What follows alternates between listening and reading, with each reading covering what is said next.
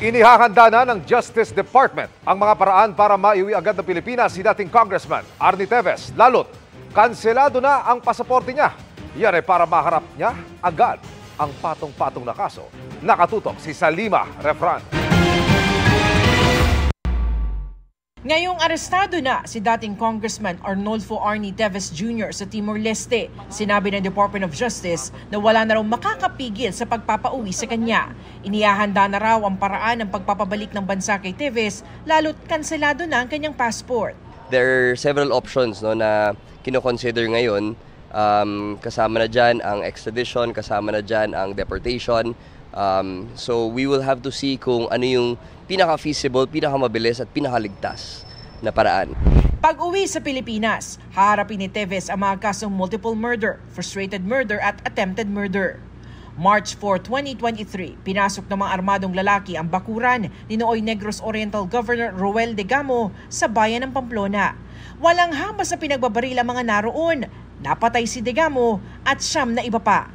2 araw matapos ang krimen, naglabas ng pahayag ang kilalang katunggali sa politika ni Degamo na sinooy nakaupong Negros Oriental 3rd District Representative Arnolfo Arnie Teves Jr. Anong motibo kung ngayon gagawin? Di ba? Kung mawala ang gobernador, ang uupo naman ang vice governor. Kasunod nito, ang ilang inarestong suspect, itinuro si Teves bilang mastermind sa pagpatay kay Degamo. Arnie Teves, Arnolfo Alipit Teves, mastermind.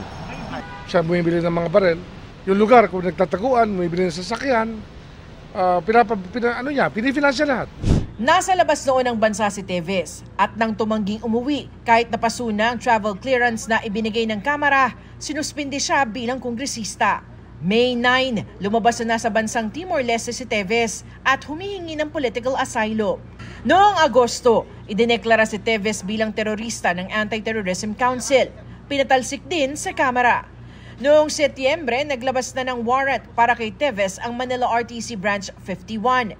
Inilagay na rin siya sa red notice ng Interpol.